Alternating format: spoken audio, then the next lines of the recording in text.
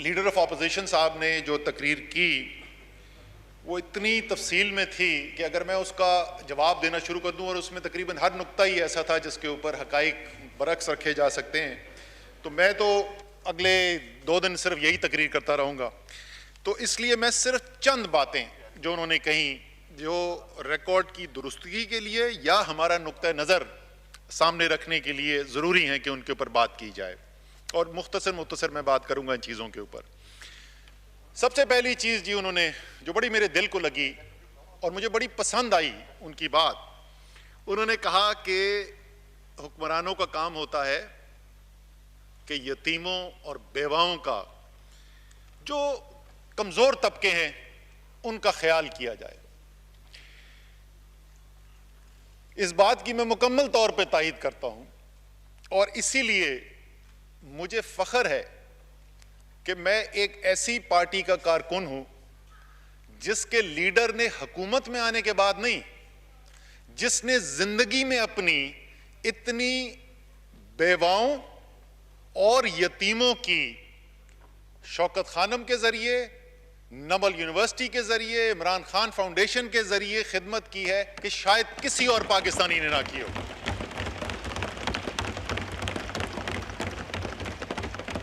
और यही जज्बा है। अमूमी तौर पर लीडर ऑफ ऑपोजिशन की बात दुरुस्त है कि मुल्क के अंदर मुखय्यर हजरात होते हैं, वो मुखय्यर हजरात जो हैं वो कमज़ोर तबके की मदद करते हैं, लेकिन अव्वलीन जिम्मेदारी इसकी रियासत की होती है।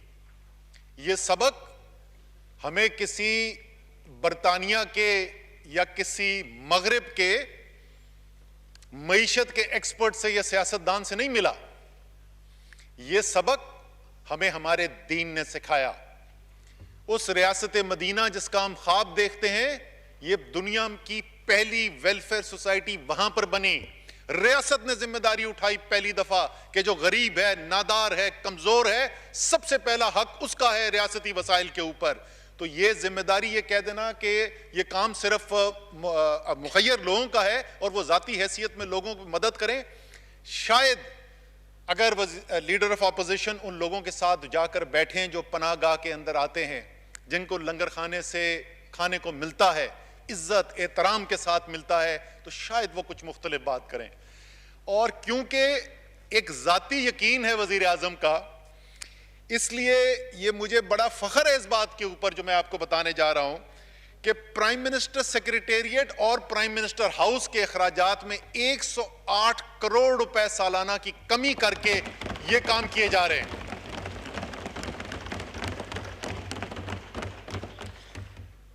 दूसरी चीज जिसका उन्होंने बहुत जिक्र किया और बड़ी तफसील से किया, और तकरीबन मेरे ख्याल में तो 15-20 मिनट लीडर ऑफ ऑपोजिशन ने डेंगी की वक्त में उन्होंने किस तरीके से रिस्पांस को लीड किया था उसका जिक्र किया और उसका मुवाजना किया। कोविड जब आया, कोरोना जब आया, तो हमारी हुकूमत ने क्या किया। बसद एहतराम लीडर ऑफ ऑपोजिशन के फर्क इसी से जाहिर है कि लीडर ऑफ ऑपोजिशन को अपने ऐवान के अंदर खड़े होकर 20 मिनट तक यह बताना पड़ा कि उन्होंने डेंगी के वक्त क्या किया था।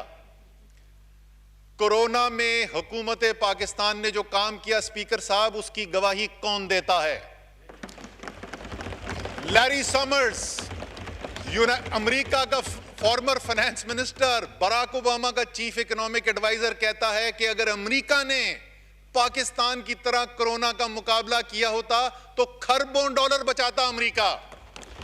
बिल गेट्स, दुनिया का कामयाब तरीन बिजनेसमैन, ये कहता है कि पाकिस्तान से सीखना चाहिए, भारत नाकाम हो गया, पाकिस्तान कामयाब हुआ इस दफा के अंदर।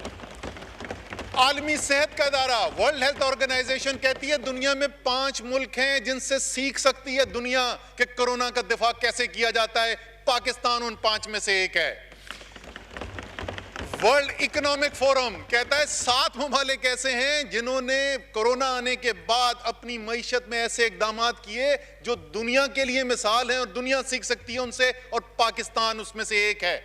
मैं ये सारी आपको थोड़ी और तफसील आपको बताऊंगा, लेकिन ये मैं जात के लिए नहीं कह रहा। ये वो तो ये कह रहे थे कि अगर हम होते तो ये इतना अच्छा हम काम करते। हम नहीं कह रहे खुदा न खास्ता कि ये हम कर रहे हैं, ये पाकिस्तानी कौम ने करके दिखाया है, ये पूरी कौम का एफर्ट था और हर पाकिस्तानी को फख्र होना चाहिए इसके ऊपर। तीसरी एक और चीज उन्होंने कही, बड़ी बड़ी दिल को लगी। शायद ये एक ऐसा नुक्ता था जो बुनियाद बनी कि क्यों मैं अपनी जिंदगी में अच्छी भली जिंदगी गुजार रहा था, इमरान खान के कहने के ऊपर, उनकी दावत के ऊपर सियासत के अंदर आया। और वो बात उन्होंने ये की कि मुट्ठी भर लोग निचोड़ कर इस मुल्क की दौलत अपने लिए अरबों की जायदादें बना रहे हैं और करोड़ों पाकिस्तानी उसकी कीमत अदा कर रहे हैं, कर्जे उन करोड़ों पाकिस्तानियों के ऊपर चल रहे हैं।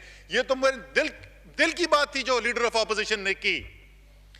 तो जब हम बात करते हैं कि कौम का पैसा कौम की अमानत होता है और अगर कौम के पैसा और कौम पे हुक्मरानी करने वाले अपनी दौलत और जायदाद का जवाब देने से कासिर हों, जब लंदन में, पेरिस में, स्विट्जरलैंड के बैंकों में, दुबई के टावर्स के अंदर पाकिस्तान के हुक्मरानों की जायदादें नजर आए, तो पाकिस्तानी कौम का हक बनता है कि वो सवाल पूछें, ये पैसा किधर से आया? ये सवाल पूछने से का दिफा ये कहना कि जमहूरियत के लिए खतरा पैदा हो गया नहीं है। इसका दिफा न्याजी नैब गठजोड़ के नारे लगाना नहीं है। इसका दिफा बड़ा सादा है। सुप्रीम कोर्ट ऑफ पाकिस्तान ने इमरान खान को भी बुलाया और इमरान खान से कहा कि अपने इस असासे का जवाब दो। इमरान खान से 1983 में जो लंदन में अपार्टमेंट खरीदा गया था, जब वो कोई सियासत में नहीं था, 1983 में जवाब दो ये फ्लैट तुमने कैसे खरीदा था। इमरान खान ने उसके जवाब में ये नहीं कहा कि मेरे खिलाफ साजिश हो रही है, उसने ये नहीं कहा कि मुझे सवाल के पीछे बूटों की चाप नजर आ रही है, सुनाई दे रही है। वो गए, अपना रिकॉर्ड लेके सुप्रीम कोर्ट के सामने रख दिया और सुप्रीम कोर्ट ने गवाही दी कि यह शख्स सादिक भी है और अमीन भी है।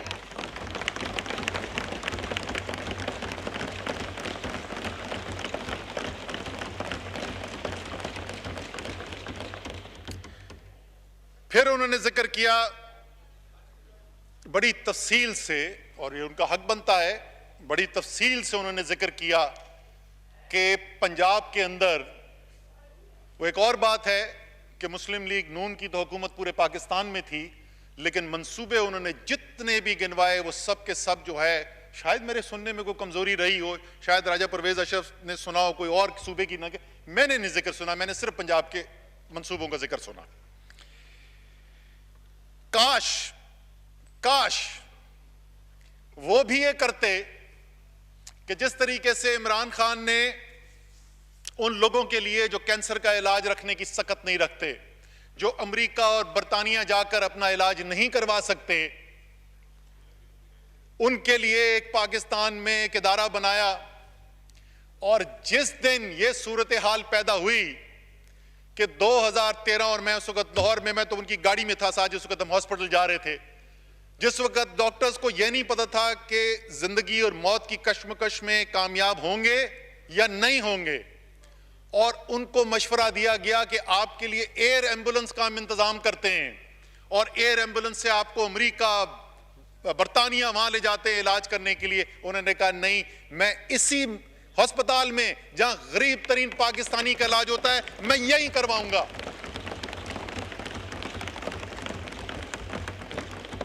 काश एक अस्पताल 3 दफा वफाक में हुकूमत होने के बाद, 4 दफा सूबे में हुकूमत होने के बाद, काश एक अस्पताल ऐसा होता कि जब मियां साहब की सेहत, उनकी प्लेटलेट काउंट्स में प्रॉब्लम हो रहा था, उनकी सेहत का मसला था, काश एक अस्पताल पाकिस्तान में होता कि आप मियां साहब कहते मुझे इस अस्पताल के सेहत में के जो काम किया जा रहा है, जो इलाज किया जा रहा है, उस पर यकीन है, मैं इस अस्पताल में जाऊंगा, मैं बाहर मुल्क में नहीं जाता। काश एक अस्पताल ऐसा बना होता।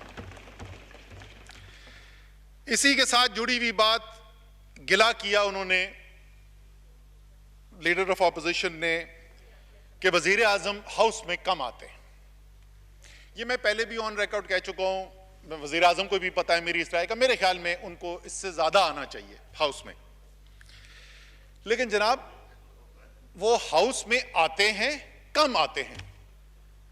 हम ये चाहते हैं कि पाकिस्तान की जो दूसरी सबसे बड़ी पार्टी है उसके जो कायद हैं, वो बहुत बड़ा सियासी नाम है, 3 दफा वजीर आजम रह चुके हैं पाकिस्तान के। हम चाहते हैं वो भी पाकिस्तानियों के साथ जिंदगी गुजारें, हम चाहते हैं वो भी हमारे पास आए, हम उनसे कुछ सवाल पूछें, हो सकता है उनसे कुछ सीखने के लिए हो। आपको वजीर आजम के प्राइम मिनिस्टर पार्लियामेंट हाउस में आने की कमी का गिला है तो खुदारा वो पाकिस्तान के साबिका वजीर आजम जिसके आप भाई भी हैं, जिसके आप जमानती थे कि ये वापस आएंगे, काश आप उनको भी ये कहें कि कम से कम पाकिस्तान तो वापस आ जाएं।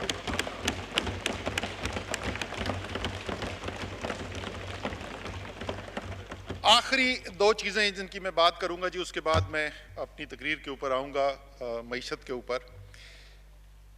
खैबर पख्तूनख्वा की काफी बात की गई और उन्होंने कहा कि अगर हमें खैबर पख्तूनख्वा दिया होता तो हम खैबर पख्तूनख्वा की तकदीर बदल देते। शायद लीडर ऑफ ऑपोजिशन को याद नहीं रहा या उन्होंने किसी ने याद नहीं दिलाया, मुस्लिम लीग नून की हुकूमत रह चुकी है खैबर पख्तूनख्वा में, ANP की भी हुकूमत रही है, JUI जमात इस्लामी की भी हुकूमत रही है। खैबर पख्तूनख्वा के अवाम आजाद फैसले करने वाले अवाम हैं, उनको कारकर्दगी पसंद नहीं आती तो वो किसी के नारों के पीछे वोट नहीं डालते। कारकर्दगी करोगे तो वोट मिलेगा, कारकर्दगी नहीं करोगे तो बार। मैं कुछ तशबीह देने वाला था, चले मैं वो नहीं देता, गैर पार्लिमानी हो जाएगा, लेकिन नहीं कर सके कारकर्दगी, मौका मिला नहीं कर सके कारकर्दगी। खैबर पख्तूनख्वा के अवाम ने बार कर दिया, फारिग कर दिया। जब तहरीक इंसाफ की हुकूमत आई तो यही तकरीरें उस वक्त भी होती थी, बड़े बड़े सियासी तज्जियाकार पूछते थे, हमारे अच्छे खैरख्वाह पूछते थे, 2.5 साल 3 साल गुजर गया, असद मान जाओ फारिग हो गए खैबर पख्तूनख्वा में। अच्छा भाई, हमें तो अवाम खैबर पख्तूनख्वा के कुछ और कहते हैं। मुझे याद है एक दफा मैं बनी गाला था तो मैं वजीर आजम से, उस खान साहब कहते थे, हम खान साहब से बात कर रहा था तो मैंने कहा जी मैं जो आवाज जो आ रही है ना खैबर पख्तूनख्वा से, वर्कर हमारा नाराज है, क्योंकि हम तो सिर्फ मेरिट की बात करते हैं, वर्कर हमारा नाराज है, वोटर खुश है। और वो वोटर ऐसा खुश हुआ कि वो वोटर जिसने आज तक किसी हुकूमत को दोबारा इलेक्ट नहीं किया था, 2/3 अक्सरियत के साथ उसी हुकूमत को वापस लेके आया। सब लोग ऐवान में बैठने वाले जमहूरियत पर यकीन रखने वाले लोग हैं, वोट को इज्जत दो का नारा लगाने वाले लोग हैं। तो मेरी दरखास्त ये होगी, बड़ी बसत एहतराम दरखास्त ये होगी कि खैबर पख्तूनख्वा के अवाम ने जो वोट डाला है उसको इज्जत दें और मान जाए ये बात कि जैसी कारकर्दगी खैबर पख्तूनख्वा के अंदर तहरीक इंसाफ की हुकूमत, परवेज खटक की हुकूमत ने करके दिखाई, ऐसी खैबर पख्तूनख्वा की तारीख में कभी नहीं हुआ था।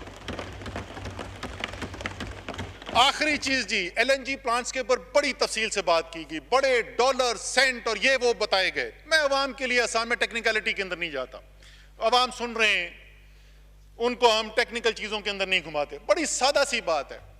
स्पीकर साहब मुझे ये बताएं कि अगर ये इतने सस्ते प्लांट, इतने एफिशिएंट प्लांट थे तो कानून के अंदर ये तरमीम क्यों करनी पड़ी कि चाहे इस प्लांट से, इन LNG प्लांट से बिजली सस्ती पैदा हो या महंगी पैदा हो।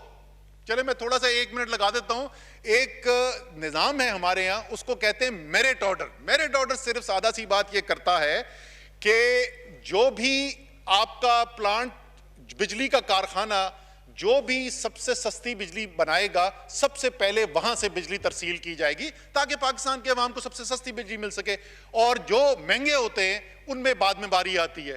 कानून के अंदर तरमीम की गई, कानून में लिखा गया कि ये LNG के जो प्लांट्स हैं ये मस्ट रन प्लांट हैं। मस्ट रन यानी चाहे जितना भी महंगा हो आपने इन्हीं को चलाना है। अगर ये इतने एफिशिएंट प्लांट थे तो ये कानून में तरमीम की जरूरत क्या थी?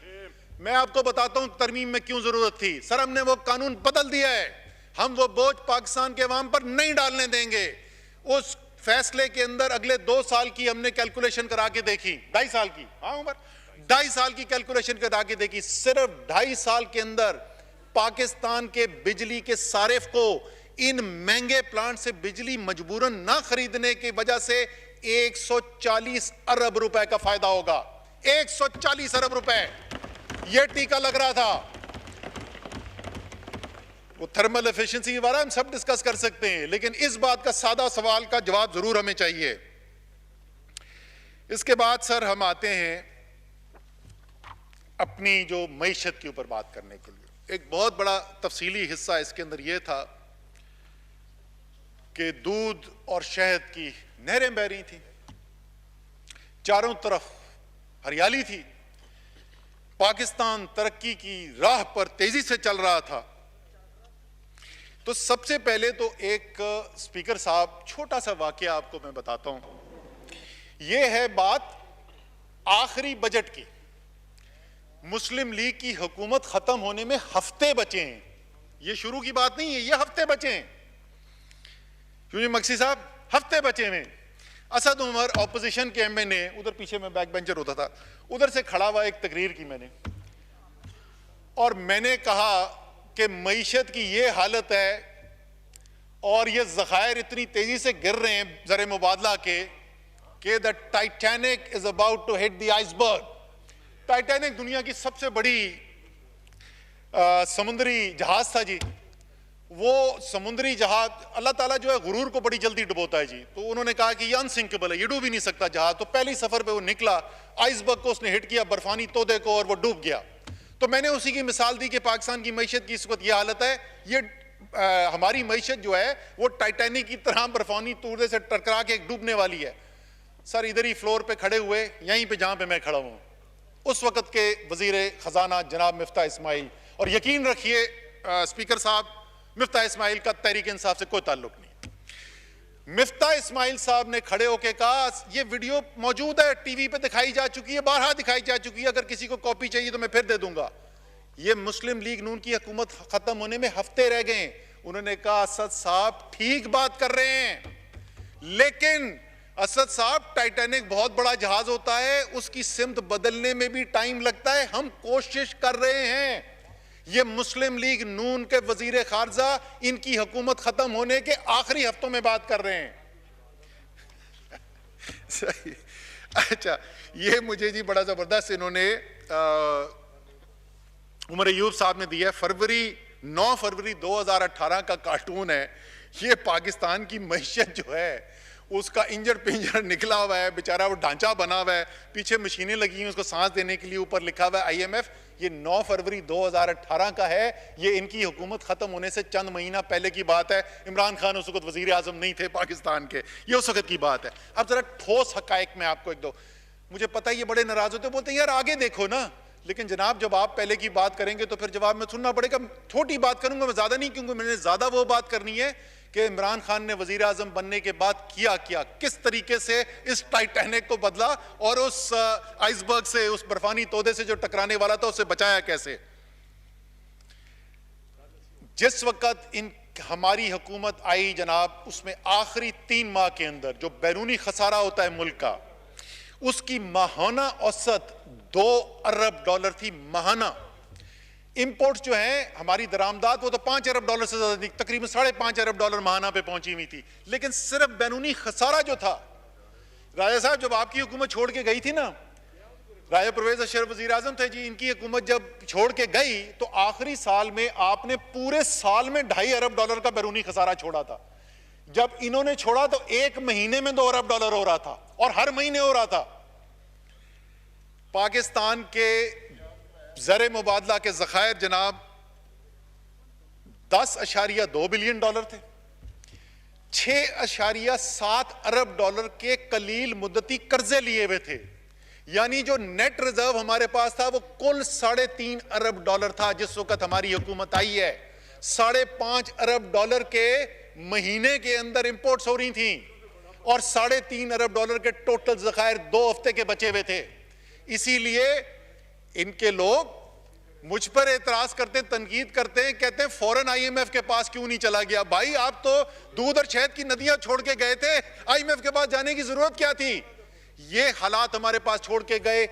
वजीर आजम इमरान खान आए, उन्होंने मुश्किल तरीन फैसले किए, सियासी तौर पर मुश्किल फैसले किए। वो इसलिए किए कि वो लीडर है, वो सियासतदान नहीं है। उसको पाकिस्तान की बेहतरी चाहिए थी, उसको अपनी सियासी शोहरत नहीं चाहिए थी। ये मुश्किल फैसलों का अब असर सुन लें आप। $2 बिलियन का हमारा खसारा आ रहा है और आप सोचें मोमेंटम और वो टाइटैनिक जिसको बदलने में बड़ी देर लगती है।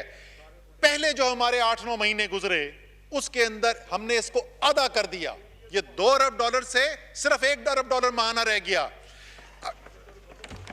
अभी आईएमएफ प्रोग्राम शुरू नहीं हुआ, ये आईएमएफ प्रोग्राम शुरू होने से पहले की बात कर रहे हैं।